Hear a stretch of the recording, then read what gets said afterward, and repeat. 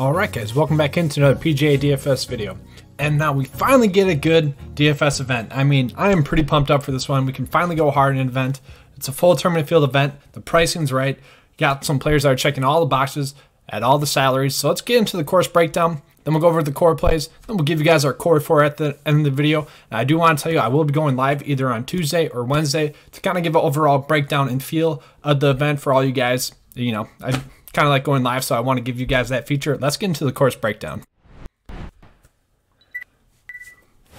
Alright, so as always, we're going to be looking at course history. There are some people that have some really good course history. We're going to be looking at the key stats. Some of the key stats we're looking at, we always look at ball striking, total driving, and also total putting. We're going to be looking at current form. Here are some players that are in some good current form. Obviously, Matt Kuchar, Dustin Johnson, there's some really good current form. Charles Howell, Ian Poulter. We're going to continue to roll with those guys. Some of the other key stats we're going to be looking at, especially for this course, is proximity, scrambling, greens regulation, and driving accuracy. You'll see this week that, you know, say someone like Dustin Johnson, his stat for driving accuracy isn't like 100% accurate because this is a course where he can actually just club down if he needs to. You can hit that 3-wood off the driver, which increases your driving accuracy a lot more.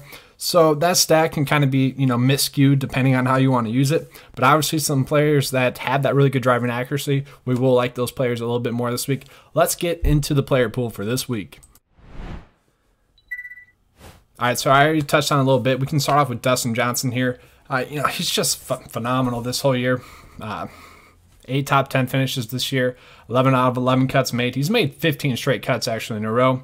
He had a T16 finish here last year. If you can fit him into your builds, you definitely should. The next play I want to go with is Xander Schauffele. Now, Xander Schauffele is just actually a guy that I really like. So it's kind of a little bit of a bias there, but, you know, he's playing some really good golf, especially lately. He did have that miscut the players, but he still didn't overall play too bad. He had a T13 finish here last year. He's top 30 in total driving, ball striking, and total putting. He also is top 20 in grids and regulation. So Matt Kuchar, you know, we do worry about the burnout with him, but if we just take that factor away, he is the best play on the board. He has 3 or 4 straight top 25 finishes. He's 5th in driving accuracy, 73rd in scrambling, 1st in greens regulation, 18th in proximity, 18th in total driving, 4th in ball striking, and he has made 13 straight cuts. So I really like him as an option. Jim Furyk is kind of a curious option. So his course history is T70, miscut, and then he has a win as well. He's really good at the secondary stats. So scrambling, greens and regulation, driving accuracy, and proximity. I mean, he's checking all the boxes in those. His lowest stat in those is 12th, you know, so he's checking all the boxes on those secondary stats. Webb Simpson, I really like as well. He hasn't missed a cut here in the last 4 years. The last 2 times he's played it, he's finished T5 and T11. Obviously, he's in some really good current form. He did have that 1 missed cut in there, but other than that, 8 out of 9 cuts made. He's a really good stat fit as well. He's top 20 according to my model, so I really like Webb Simpson. Tommy Fleetwood, you know, I think a lot of people would roll with him. He doesn't have that course history, but I don't really mind the option. I think I'd rather just go with someone like Kevin Kisner, who does have that course history. He's finished T7, T11, T69, and 2nd overall. He is a top 10 stat fit according to my model this week. I think if you can fit him into your builds, you definitely should.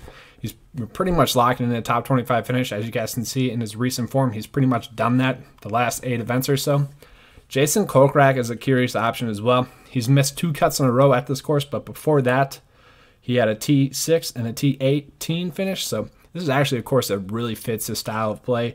I do think he'll be able to turn up, but I do worry a little bit about that recent course history, but obviously he's playing some of the best golf of his career. We can definitely roll with Kokrak. But in terms of cash, I think I'd rather roll with Charles Howell. Charles Howell finished T55, T56, T23, and a miscut the last 4 years here. But the key thing with Charles Howell is he's one of the best stat fits. You know, he's top 20 according to my model. He's also made 10 straight cuts. And I think we're just going to roll with Ian Poulter again. He did let me down on Sunday with going +1. I thought he could really get in there and do a top 2 finish. Probably would have cashed on a lot more of my lineups last week if he had done that. But still, we're just going to roll with Poulter. He's just great course history, great current form, great course fit. I think we should fit him into our builds. Now, Sungjae M, he's one of the best stat fits according to my model. He doesn't have the best current form, but it's not horrible. And, you know, he is just a really good stat fit. You know, if he's more of a GPP option just because we can't trust him without that course history. His current form's not the best, but I do think he'll be able to tear up this course. Byung-Hung An, I do like him as well. He had a T7 finish here last year. He's technically made 19 straight cuts on the PGA Tour. He did have one missed cut on the Euro Tour, which you see there, making 10 out of 11 cuts. But with that T7 finish here last year, he's top 30 in total driving and ball striking. You can definitely get there. Ryan Moore is going to be another GPP option. We know with Ryan Moore, if he's having a good week, he's easily going to top 20. He finished T16 here last year. He's 7th in driving accuracy, so that does benefit him. He's 27th in proximity. I do like him. Now, Justin Harding, see, he made me so mad last, so very tilting, because I played him 2 weeks ago, and I just don't think he was mentally ready to play 2 weeks ago because he was trying to prepare for the Masters last week. Obviously, he had a really good week last week at the Masters. He is kind of a similar play to Lucas Glover, where when they miss the cut, I mean, that's going to happen. Well, when they make the cut, they're locking in pretty much a top 20 finish. Lucas Glover is the best overall value play on the board here. You know, he hasn't missed a cut during the last 4 years. He's first in scrambling. He's top 20 in all the stats I'm looking at. Let's put it that way. I really like Lucas Glover this week. Russell Knox is another option that I do like as well. With Russell Knox, he hasn't missed a cut during the last 4 years. He's not the best at fit, but he has made 11 straight cuts on tour as well. So he's definitely checking some of the boxes, just not all of them. I think I'd rather roll with Lucas Glover if we are in that spot. Then I'd rather just drop it down to Gran Mcdowell, who Gran Mcdowell has been playing some great golf. I was kind of surprised by this price, and it seems like a nice price for him. He's made 3 out of 4 cuts here. His putting has been phenomenal. He's made 8 straight cuts. He's one of the better stat fits in the field, especially at this price point. So I really like some Gran Mcdowell. Emiliano Grillo was one of our core value plays last week. You know, he was the last kind of value option that I thought you could roll with.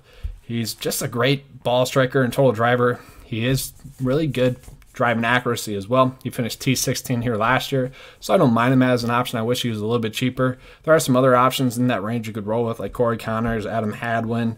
You know, if you want to go with those guys, you can, but I'm just going to touch on the guys that had the most upside. You know, Kevin Streelman there, I don't mind him. Definitely a GPP option, because when Kevin Streelman, he is like the perfect course fit for this course. The only problem with Kevin Streelman is he hasn't been playing that good at golf this year, so I do worry about that. But,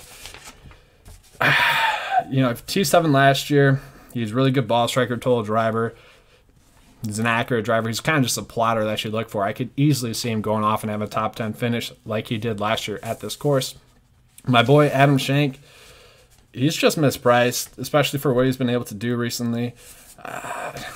He doesn't have that course history that we want, but he's a decent stat fit, top 30 according to my model this week. He is a little bit priced up a little bit. I wish he was still under that 7K range, because there are some better options that we can roll with a little bit lower at 7K. Andrew Landry was actually a little surprising how much I liked him. So he's 8th in driving accuracy. He's top 60 in total driving and ball striking as well. So that's not too bad. He had a T42 finisher last year. He's been playing some good golf this year. Joel Dahman, good stat fit. I mean, he's pretty much checking all the boxes except for putting. So if he doesn't do well at this course, it's because his putter's not working. He doesn't have that course history that we want as well. So that's kind of, I think that's why he's priced at under 7K. But there is an option that we can go a little bit lower. I do like Nick Taylor, Bill Haas, and even CT Pan as kind of secondary options. Nick Taylor has been playing some really good golf this year. 12 out of 15 cuts made. And he's pretty much just been finishing T30 or better recently. He's just, and he has made 3 out of 4 cuts here as well, but he's just not checking all the boxes. That's more of an option if you're just at that price range with your 6th pick in your DraftKings lineup. You kind of just put him in there. So next, you know, yeah, Beard, Watney, Reevy, those guys are all secondary options. Maybe one GPP lineup type of guys. You know, Chaz, he just does so well at the start of the year, which kind of skews his stats later on in the year. He could easily go off and get a top 10 finish here if his game starts to come back around. But the play I really like is Scott Piercy. I thought Scott Piercy here was way underpriced. Now, we do worry about his putter as well, but other than that, he's top 60 in all the stats that we're looking at, so I really like that. He's 15th in driving accuracy. You know, he finished T16 here last year, and he's only missed 2 cuts this year. I just think he's a phenomenal value option. He's going to make it really easy to get Dustin Johnson into your builds. I think you can easily play Scott Piercy and DJ in a bunch of lineups. He makes it very easy. So Brian Armour. He is, you know, he finished T55 here last year. He's 3rd in driving accuracy, 15th in proximity. He's top 90 in total driving, ball striking, and he's 20th in putting. So I do like that. He has made 2 cuts in a row. He finished T55 here last year. He's not a horrible value option, but neither is Rory Sabbatini. Now, Rory Sabbatini isn't the best course fit according to the stats. He did have a T23 here last year, but the 2 years prior to that, he had a missed cut. But he has made 5 straight cuts, so we do like that a little bit. He's kind of been a cut maker. Now, obviously, we're going to touch on this DJ as well. He is one of the better stat fits, but like I said, he made all these stats in those weaker field, those easier to score on events. But this is kind of a course that should fit his style of play. I wouldn't be surprised if he made the cut and he could eventually pop. Now let's go ahead and finish out this GPP lineup. Like I always say, we will be posting the lineup on the Patreon page. That'll be our cash lineup that we post on there. We also will be posting a GPP lineup on there as well. This is kind of just the first look. Now let's get into the core 4 for you guys. Doing a little bit different format this week. Slightly changed it from last week. Let's get into it. All right, so I mentioned how much I like Charles Howell. I think Charles Howell is a great option. He's made 10 straight cuts in a row. Now, he doesn't have the best course history, no. But this is the best golf that Charles Howell has played in his career. I do think it's likely that he's going to finish top 10. And, you know, if he doesn't, at least we're locking in that made cut. So Ian Poulter, once again, 9 straight cuts in a row, and he has that phenomenal course history that we're looking at. He's a top 20 stat fit as well. I think at his price point, he's priced at under 9K, and that's something we cannot ignore. Sometimes DraftKings kind of just forces you into a play because of the pricing. I think that's just kind of Ian Poulter this week. Now, Lucas Glover, same thing. I mean, I don't get this pricing with Lucas Glover. You know, he's made 10 out of 12 cuts, and when he does make the cut, it's a top 20 finish. And, you know, he's playing the best golf of his career as well. And he hasn't missed a cut here in the last 4 years. He has come out and said that he liked this course as well. He's a top 3 stat fit according to my model this week, so I really like Lucas Glover. Gran Mcdowell, he's just been putting like a beast, and his overall game is there. He's a top 25 stat fit at his price point, making 8 straight cuts. He's coming off that victory 2 events ago. He has some pretty good course history as well. I really like Gran Mcdowell as an option. And now I already did mention it, the value play of the week is definitely going to be my boy, Scott Piercy. So Scott Piercy, only 2 missed cuts on the year. Now he doesn't have too much course history, but T16 here last year, you know, top 15 stat fit. I really like Scott Piercy this week. All right, that's all I have for you guys for this video. I will be going live on either Tuesday or Wednesday before the tournament. Kind of just depends on my schedule. I will be doing a breakdown a little bit differently, kind of the same feel. So look for that. Should be a good one. You guys can ask a bunch of questions here and there. But I hope you guys enjoyed this video. Please give me a like and subscribe if you did.